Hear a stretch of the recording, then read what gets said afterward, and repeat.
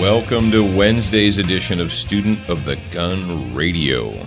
We hope that you're enjoying your week so far. We hope that you enjoyed yesterday's show about the alternative.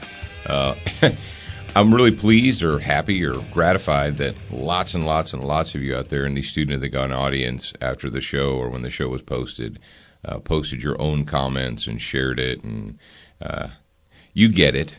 You guys get it. And that's the thing is, so many people see that and immediately get what a bad idea it is. How do they make this crap? I don't know. I don't even know what to say about that. But welcome to Wednesday. I'm glad that you're here with us. I'm glad that we're here with you. And I'm remiss if I don't introduce my studio engineer, co-host, and the man with the plan behind the glass there, Jared. Hey, Jared, say hello to the audience. Hello to the audience. Yeah. I am here in the Student of the Gun Studios this morning, and it is Wednesday. What is today's date? The 11th. Wow, it's February 11th already. Yeah, I know. And for all of you guys out there, I'm going to give you a quick reminder. This Saturday is Valentine's Day, so if you haven't taken care of that issue yet, you better get on it. Just saying. You're welcome. Yeah, you're welcome. You're welcome.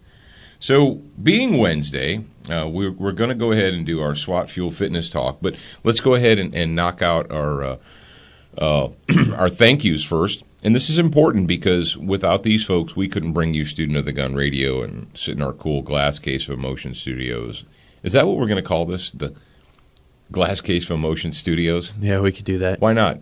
Letterman calls himself Worldwide Pants Incorporated. So thank you to Brownells at brownells.com. If you own a gun, Brownells has something for you. Check them out.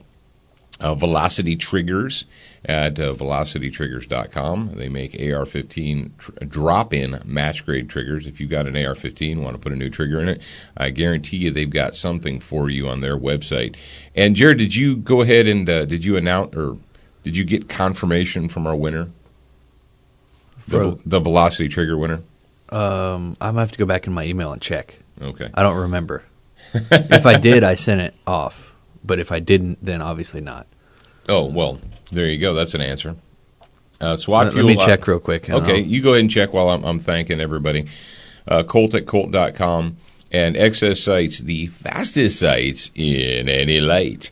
And that's not even a joke. That's serious. And we talked about that on Monday, about how Jared felt like he was handicapped when we were doing the force-on-force training. He had a blue Glock, and he was in a darkened hallway, and he punched it out, and it had the standard plastic Glock sights on it, and he couldn't make out any kind of a sight. So it is important to have something that you can see. It amazes me.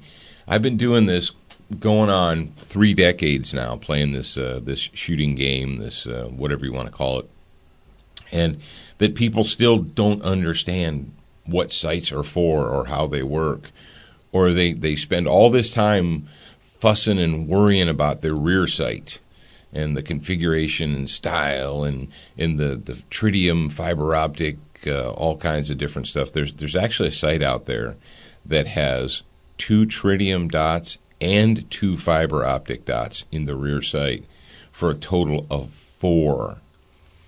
And I was like, why don't you just put Christmas lights? Why don't you just put a flashing strobe on the back of your gun so that you know to look at the back of your gun? I don't even know what to say about that. It's crazy. Eh?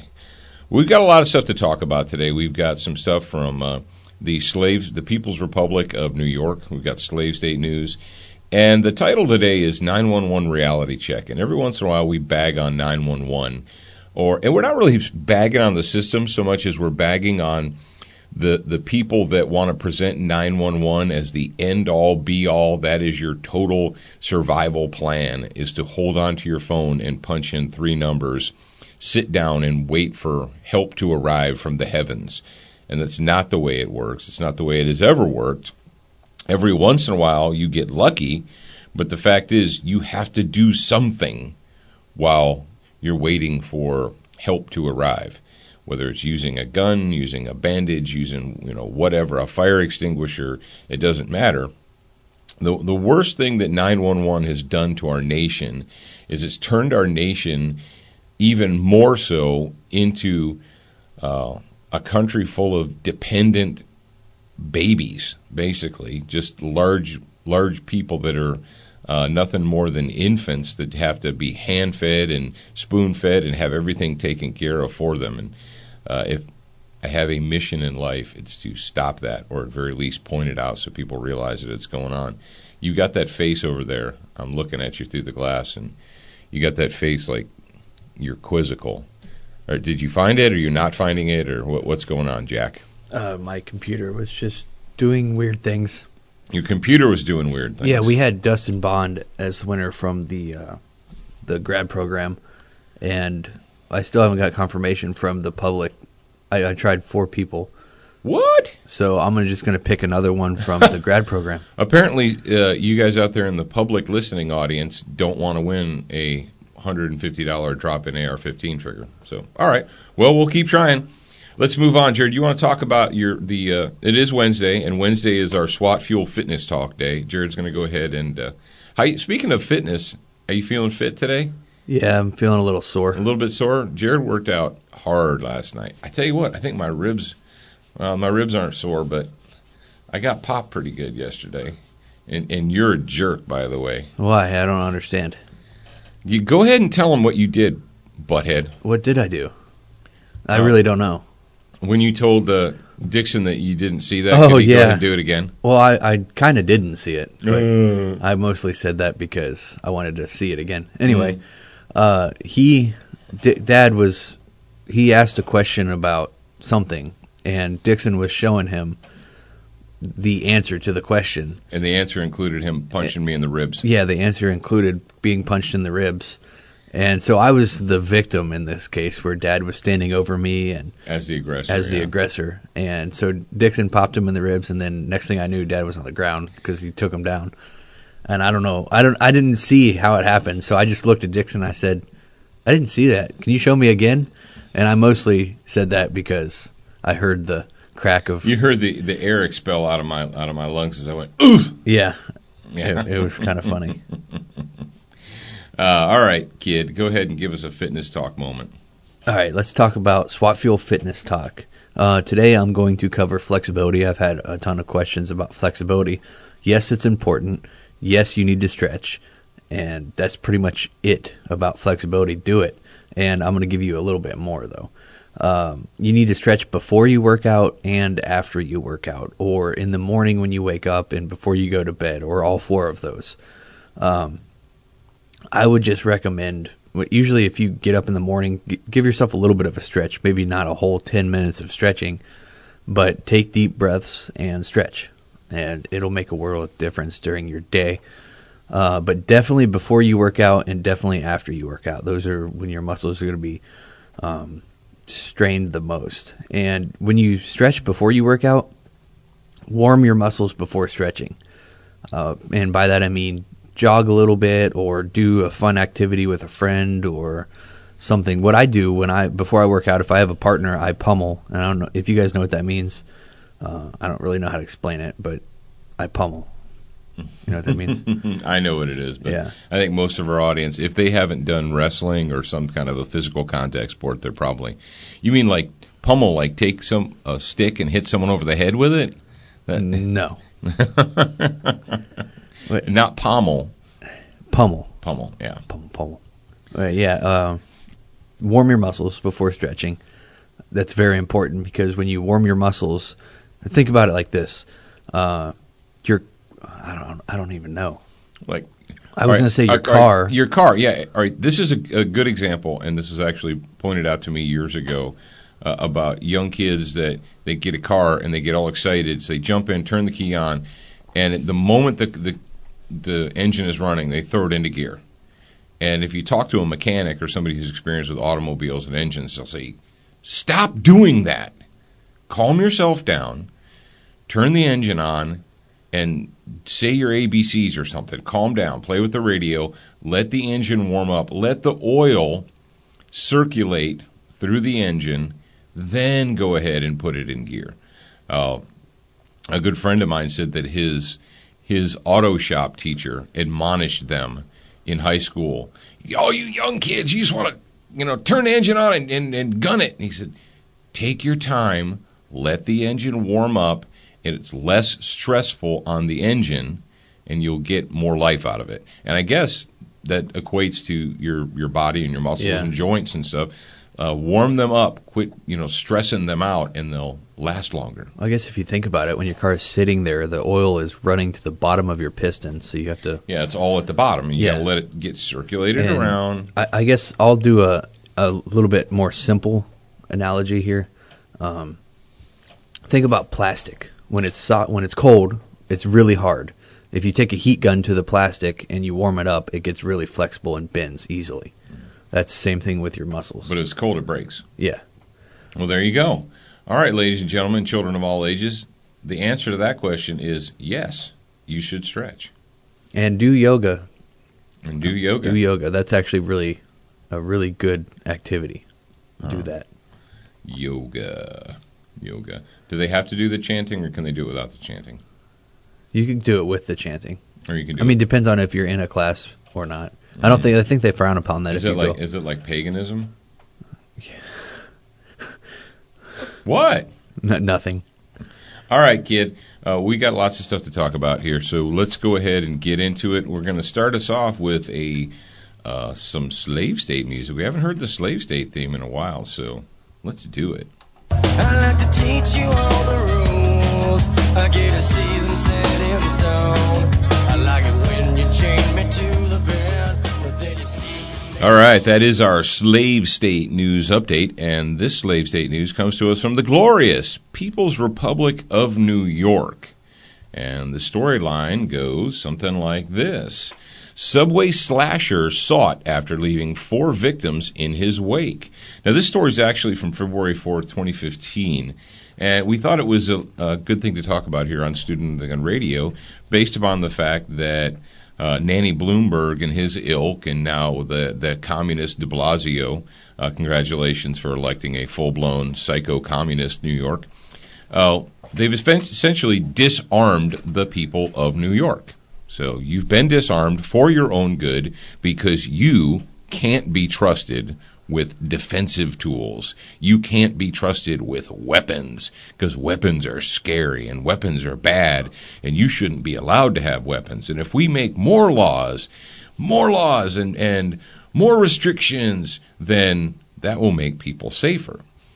Unless you live in a city where people are piled on top of each other like rats in a trap, like New York, and you have situations like this. Police are searching for a violent man who appeared to target random victims in a slashing spree as he demanded money from strangers.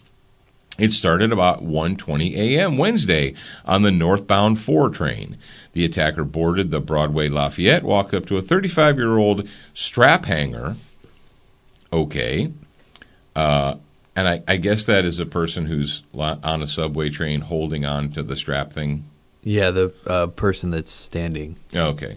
Walked up to a 35-year-old strap hanger and punched him in the face, then exposed a blade of a box cutter in his hand. Police said he suffered cuts and puncture wounds. So this dude used a box cutter blade. Mm-hmm. And nobody could stop him. It says the men stayed on the train, yada, yada, yada. Then he got off and continued to, he said, encountered a 46-year-old man by an elevator, asked him for money. When he refused, he slashed his face. Then he crossed the street, ran up to a 59-year-old man at the bus stop, asked him for money. When he refused, he slashed him too. In total, all 4 of the man's victims were taken to the hospital and listed in stable condition. Well, isn't that wonderful? They're in a stable condition. But the good news is investigators have released a blurry surveillance photo of the culprit. Now, riddle me this, Batman. Doesn't the NSA have satellites that can take pictures of your license plate number? Can you Google Earth your porch, your front porch? Okay, we have the technology to do all that, and the best that New York can do is issue a blurry surveillance camera photo. Now listen to this. Here's if you don't see the blurry surveillance photo, this, if you're in New York and you're afraid, You're concerned. You're looking for a potential slasher, someone who might hurt you. This is the description that New York, the police want you to have here. The story is from Pix11.com. Investigators released a blurry surveillance photo of the culprit, asking for the public's help to find him. He's described as last seen wearing a white hooded sweatshirt, a black vest, blue jeans, and red sneakers. So, this is who you're looking for, New York. You're looking for an angry man wearing a white hooded sweatshirt, blue jeans, and red sneakers. Oh, with the black vest. Oh, and a black vest, yes. That's a lot of colors there. And you might be thinking to yourself, how tall is this dude? Physical description of said person? Because I'm sure there's a lot of people in New York wearing white hooded sweatshirts and blue jeans, and maybe even red shoes. Oh, no, but what do we have in America today? We can't tell you the race or the ethnicity of the perpetrator. Excuse me, I'm tripping over my tongue this morning. I'm so excited. We can't tell you that because that would inspire racism. You mean you can't tell me the physical description of the person that could possibly walk up to me on the subway and slash my face with a razor because he's deranged? No, we can't tell you that because that would perpetrate racism. That would encourage racism in America, and we just can't do that. And we would rather 1,000 people be slashed across the face with a razor than to give any type of a hint of racism or to encourage racism in America. So, Americans, you're just going to have to be slashed across the face with razors in order to prevent any further racism in the country, just so you know that. And if you guys actually want to know what this person looks like, and if you want to see the blurry image, the blurry surveillance photo image of this person, you can go ahead and go to studentofthegunradio.com, and you can check out all the story notes and the show links in there. But, Jared, do you think maybe if there would have been, one armed good guy on the subway? Because this guy didn't just slash one person, or he didn't slash 4 people that were in the same car. The way the story, kind of makes you think is that this guy got onto a subway car and just started slashing people, and he got 4 people. No, he did like this big round robin, this slasher tour of downtown New York. So it was 1:20 a.m., so I don't know how many people ride the subway at 1:20 a.m. He had to move around a lot but if one good guy could have stopped him at the beginning, then after he attacked his first victim, then 2, 3, and 4 probably wouldn't have got cut. But that's okay. And you know the sick thing, folks? If you Google search New York subway slasher, there's not just one story. There's all kinds of stories. There's stories going back. There's pages of stories of different instances where psychos have gotten onto New York City subways and randomly slashed people. It's a good thing the people of New York have been disarmed. That's all I have to say about that. I don't understand how people can let this happen. If somebody reached towards my face, I don't care if they have a freaking blade in it or not. If their arms either going to be broken or they're going to be on the ground. And this dude... Oh, you just think people should be able to defend themselves, and you think they should practice defending themselves, and you probably think people should be armed. You're a barbarian. Yeah, it's ridiculous. Yeah, this dude attacked all grown men. You're just a barbarian. Well, they are in New York, so... Well, yeah, they're really disarmed tax slaves. Yeah. And they might be metrosexual, so you don't know that. It's okay. It's okay to be I am metro. You are an idiot, but that's all right. Let's move on. This story I wasn't planning on sticking in the notes, but I'm just going to go ahead and drop it in here because it kind of has to do with New York. Now, he, like a hurricane, he did his damage and then he went away. But Nanny Bloomberg is back at it again. Nanny Bloomberg, not only does he think you, the average American citizen, cannot be trusted with guns. Nanny Bloomberg's, he thinks that minorities cannot be trusted with guns. Oh, wow. There we go. WashingtonTimes.com. Michael Bloomberg suggests disarming minorities to, quote, keep them alive. This is what, if you know nothing else about this elitist puke-faced Nanny Bloomberg, he views everyone who's not him, everyone who's not one of his, fellow elitists, as a peasant, as a serf. You serfs need to just shut up. You need to make money for me. You need to do what I say.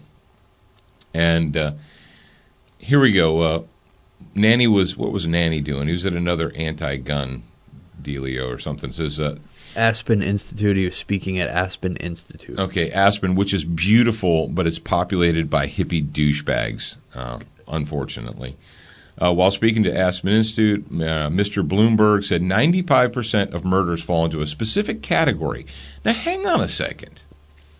I thought we could not, what do they call that? Segregate. Profile. You can't profile people. Okay. It says, here's the truth. And this is the ugly truth that the gun see, he screwed up here. Yeah. The ugly truth that the gun control crowd, when they point out all these statistics and all these murders and all this violence and all this, and they say, see, this is the reason why you can't be trusted with guns. The enforcer over there in Chicago and all these other chiefs of police in Boston and Pittsburgh and, you name it, that are pro-gun control. And they think that, you peasants don't need to have guns because look at all this violence. What they don't want you to know is if you took away Chicago, Philadelphia, New York City, Atlanta, St. Louis, et al., if you took those statistics out, the United States would be a pretty good place to live.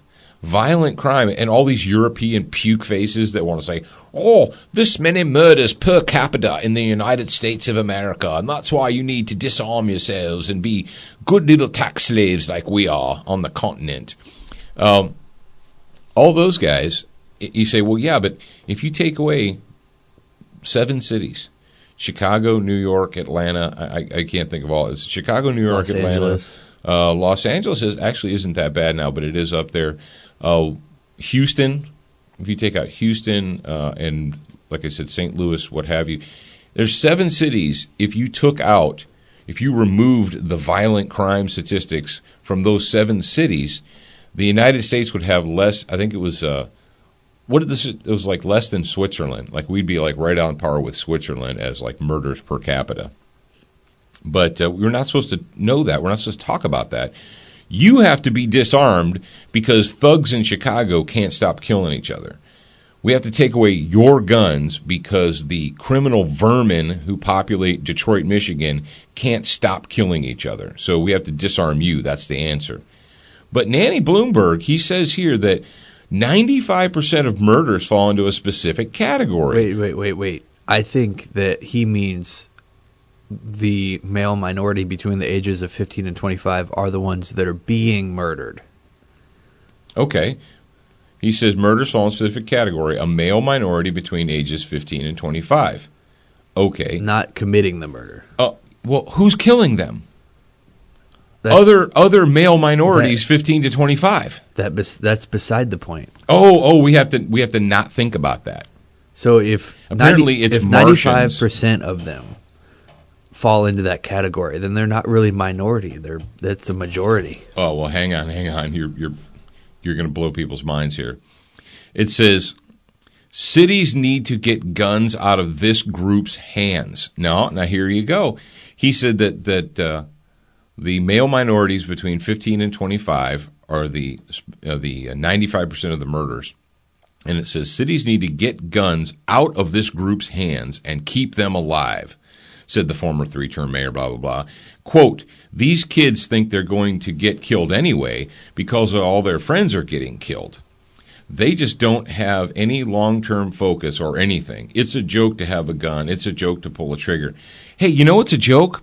You, Nanny Bloomberg, you're a freaking joke. You're a hypocrite. You're a racist, obviously. And you know what, Jared? The sad thing is is we're the only ones that are going to be calling him out.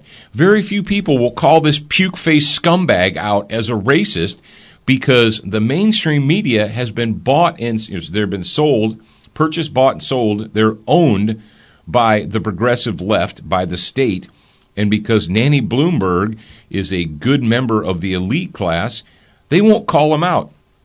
If Bobby Jindal were to say this, or Ted Cruz were to say this, or anybody else with an R behind their name, or a genuine conservative were to say, we need to disarm minorities to keep them alive, there'd be a 24-hour-a-day news cycle hammering them until they resigned and cried and went away. But you have this elitist, this puke face, who has the gall to look out across America and tell you that you're all a bunch of peasants and plebes and you can't be trusted with dangerous tools like guns.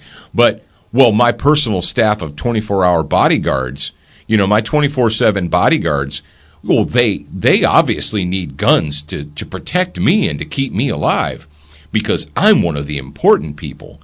But your family, not so much. You don't need to have those evil guns. And if we decide to allow you to have them, you first need to get permission from the state, because that's just reasonable.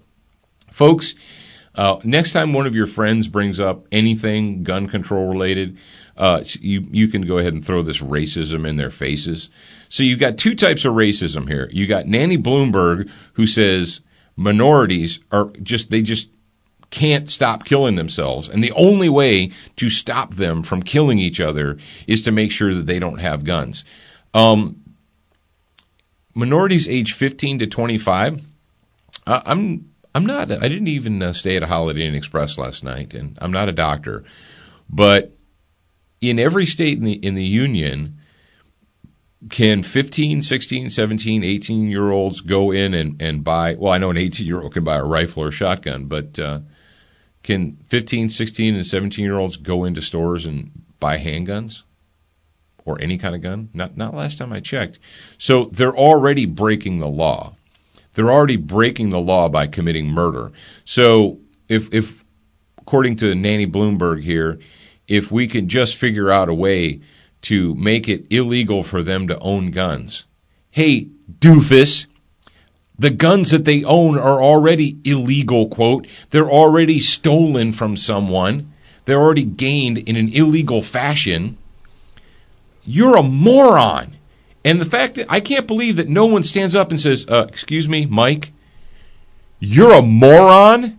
Shut up. You have no idea what you're talking about. Go play in the Bahamas with your bodyguards.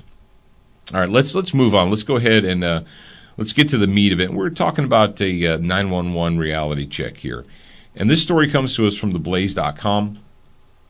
And it says, 911 dispatcher takes frantic call from mom whose baby wasn't breathing, then faces a difficult choice to break the rules. A 911 dispatcher put his job on the line to help a mother save a 17-month-old boy. And the story continues, and it says, Tim Webb of Virginia received a frantic call from Melissa Grable in December when he was forced to break the rules to help the mother save the child who had just had a seizure. 911, what's your emergency, and so forth. So essentially, the procedure, the 3-ring binder, says that you're not allowed. Says, here we go. It said the ambulance was approximately 20 minutes away. But since Galax Police Department did not have an emergency dispatch certification, since he didn't have the certification, they didn't have a piece of paper on the wall, giving CPR instructions over the phone was breaking the rules. But this guy decided to break the rules, give the CPR instructions, help this woman get through it, and guess what? Saved your kid's life. Kid's alive today, even though he technically broke the rules. And you're like, well, why are you bringing that up, Paul?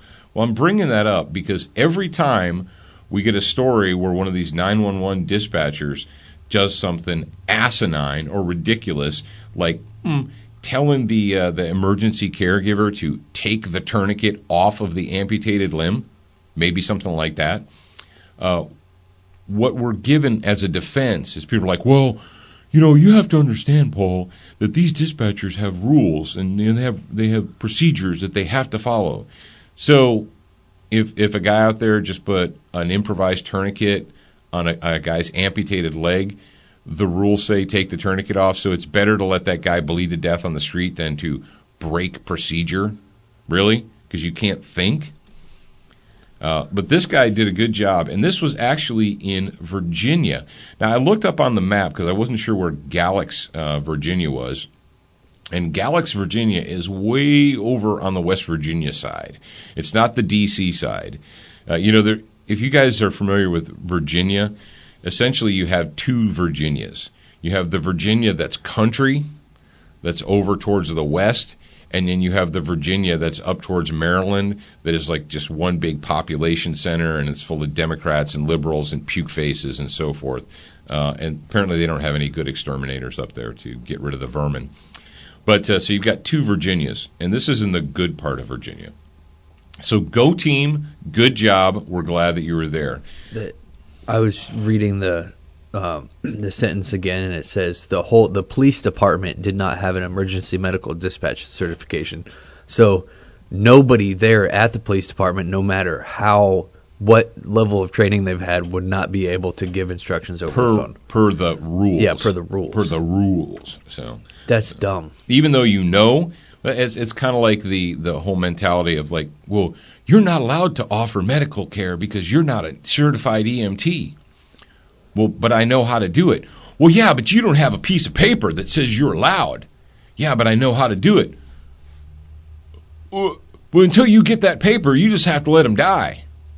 Is that how it works in the world today? Until you have that piece of paper? So the reason I put these two stories together is because you have rural Virginia, where you got a guy who makes a good call, right? A 911 dispatcher makes a good call, helps somebody save a life. Rock on. And then juxtapose it with this story. This story, which happened within a day of the other one, or they happened pretty close together. They were in the same news cycle together. 911 operator to teen as dad lay dying. Quote, stop whining. Excuse me? Washington. Washington, that would not be the state of Washington. That would be the District of Columbia. A 911 dispatcher twice told an emotional 13-year-old girl to stop whining as her father lay dying after a hit and run on a Maryland highway, according to a recording of the call obtained on Thursday. The dispatcher has been reassigned to a position away from the public, pending an investigation, said Captain Russ Davies, a spokesman for the Anne Arundel County Fire Department. The dispatchers, whose name was Davies, whose name Davies declined to release, could return to answering 911 calls, but could face possible termination depending upon how the investigation goes, which will include looking into past problems, yada, yada, yada. Says the 911 call came in Sunday after a car hit Rick Warwick, 38, of Washington, D.C., and his fiancée as they changed a tire on the side of the highway, halfway between Washington and Baltimore. The driver of the car that hit the couple fled. Surprise. No arrests have been made, and police say there's no description of the car. That's messed up. So Warwick was killed. His fiancée, Julia Pierce, 28, was seriously injured but is in fair condition. Warwick's 13-year-old daughter was in the backseat of the car with her younger brother and called 911. During the 5-minute call, the dispatcher asked the teen for more details about her location and about what happened. The teen answers many of the questions but struggles at times to remain calm. At one point, the dispatcher interrupts her and says, okay, let's stop whining. Let's stop whining. It's hard to understand you. Wow. Wow. And wow. The next sentence, the dispatcher sounds frustrated when the girl asks him to send help quickly. At one point, he asks if there's someone else he can talk to. Yeah. Oh. Wow. So there you go. There's your polar opposites. You've got rural Virginia where they don't have. Hey, you know what? I bet you this 911 dispatcher in D.C. has I bet you that they have the proper certification hanging on their wall. I bet they have a piece of paper that says they're allowed to give CPR instructions. But apparently they don't have a piece of paper hanging on the wall that says don't tell the kids when their parents are dying to stop whining. Folks, I don't even know what to say about that. But it's not an indictment of the system. It's an indictment of the idiots that operate the system. Like the idiots in San Diego that will tell you, oh, the person's bleeding to death? Make sure you take the tourniquet off and go look for the severed limb, because that's important. Yeah. We're gonna finish it up today with a story from St. Louis, of all places. And you're like, St. Louis? I know that name. I've heard of it. I've heard St. Louis in the news recently. I can't remember why exactly, but I've heard that. Now, this is going to be a public school psychological terrorism theme, and Jared's going to go ahead and bump us in. When we grew up and went to school, there were certain teachers who would hurt the children any way they could.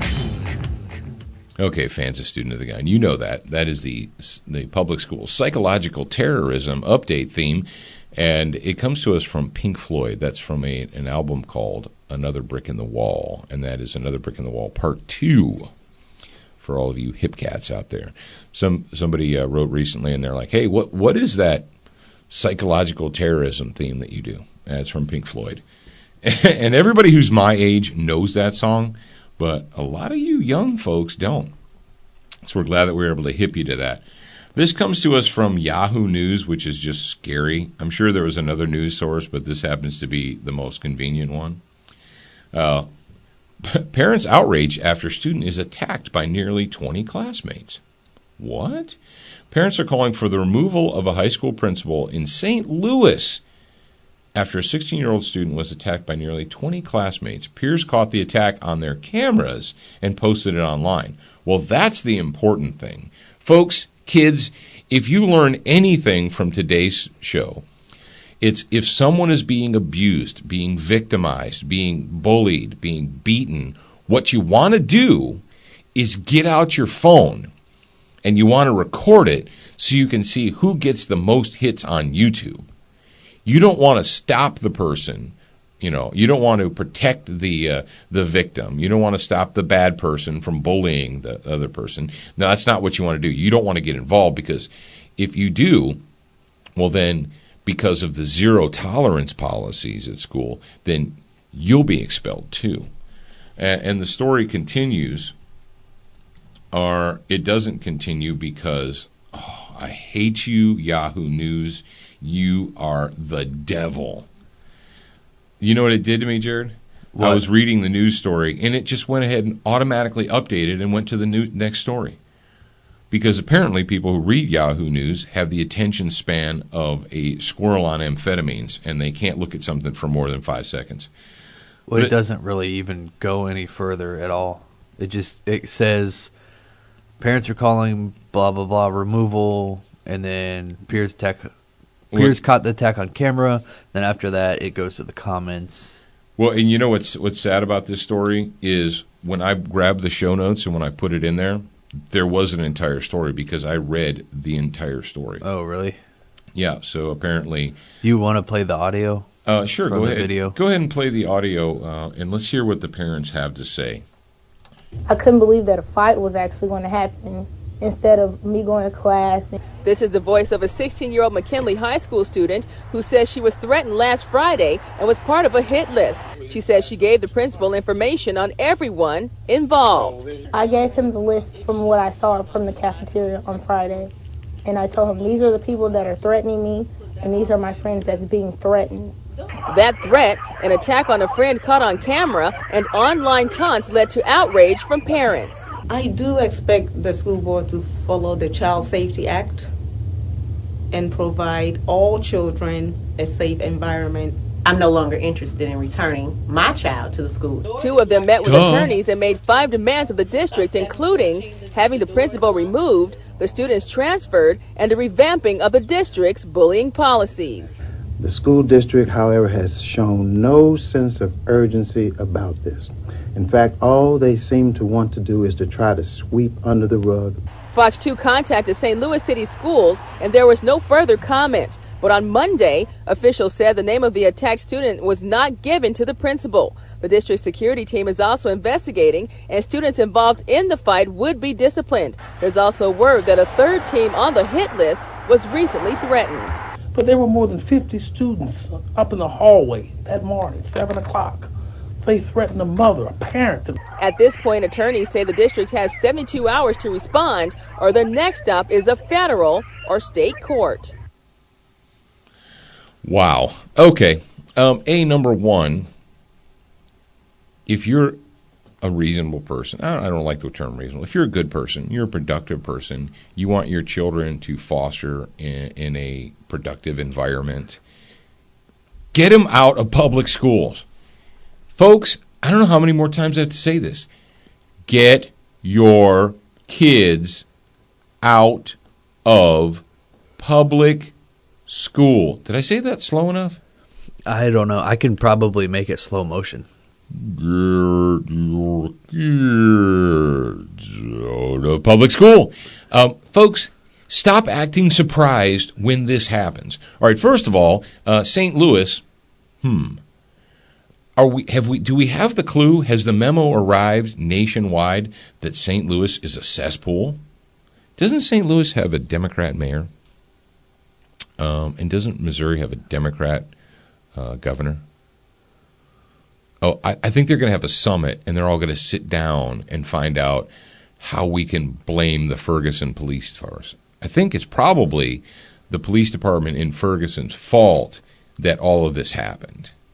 And what we need to do is we need to file federal civil rights violation charges against the school. Bloomberg told you guys it was going to happen. He said 95% of the murders, this didn't end up in a murder, but 95% of the murders are minorities aged 15 to 25. So that's because Bloomberg is racist. Yeah. Folks, I don't even know what to tell you. This story is it's illustrative, but here's the sad thing. People will see this story, and instead of saying, yeah, you know why that's going on? Because your city has decayed into the Thunderdome. It's become, Mad Max. We have no morals. We have cities filled with, welfare recipients, victims. We have one party in the United States of America that has come to power, victimizing and dividing everyone else against each other. We've taught an entire culture, an entire I don't know what I want to say here. We have generations of people that have been told, whether it's via the news media, because the news media is the PR wing for the Democrat Party, that nothing in your life is your responsibility. If you have problems, it's because someone else did something, abused you, isn't fair, is racist, is sexist, is homophobe, whatever. Nothing is your responsibility. Everyone owes you a living just because you exist. And if you do wrong, it's not really your fault because it's the fault of someone else.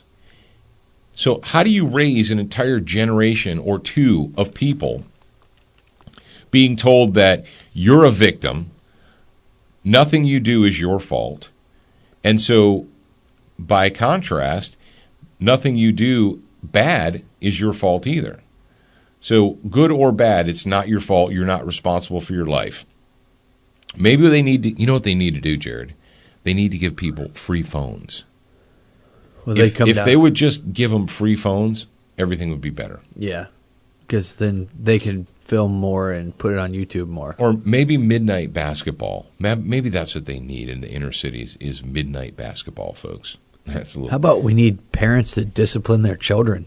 Maybe we need parents to take control of the schools. Or parent. I don't think it's necessarily.